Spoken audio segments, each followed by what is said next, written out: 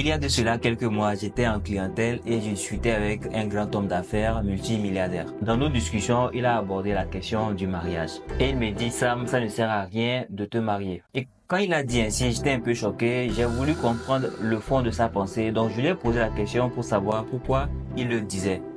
Il m'a dit, écoute, le mariage, premièrement, ça va te pomper des sous. Et deuxièmement, ça peut te ralentir dans tes différents projets. Il m'a dit, écoute, le mariage, premièrement, ça va te freiner dans tes projets.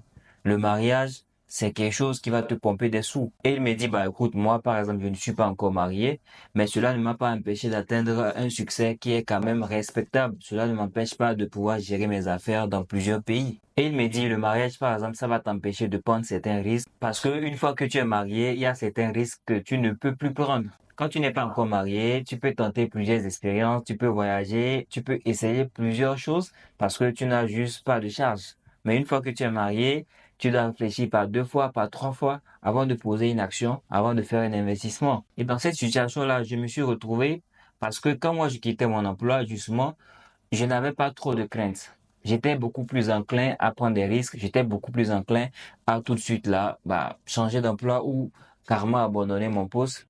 Tout simplement parce que je n'avais pas de charges. Je n'ai pas de charges qui sont extérieures à moi. Si c'est pas juste manger, me vêtir et puis peut-être dormir.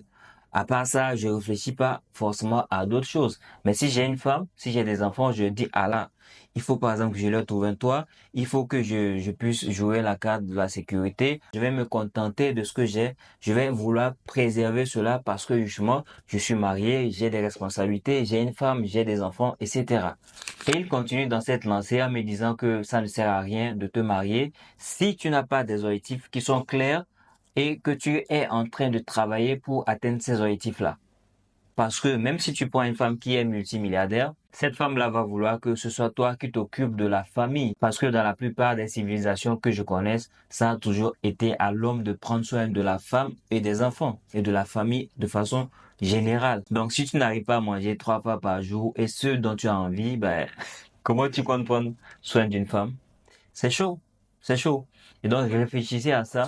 Je sais que cette vidéo va faire polémique, mais je vous invite vraiment à creuser le sujet et à trouver la bonne formule pour vous. Je vous invite vraiment à réfléchir sur le sujet et à vraiment creuser la question pour savoir réellement quelle est la meilleure façon pour vous de pouvoir atteindre vos résultats. Il y a certaines personnes, c'est quand ils sont mariés qu'ils arrivent à faire décoller leur affaire, que leur carrière avance, etc. Il y a certains également, c'est pas le cas. C'est quand ils sont mariés que tout est en train de foirer. Donc réfléchissez, trouvez la meilleure formule qui vous convienne à vous. Mais moi, c'était un sujet que j'ai voulu aborder et j'ai voulu aussi partager ce conseil-là avec vous. Dites-moi dans les commentaires ce que vous en pensez.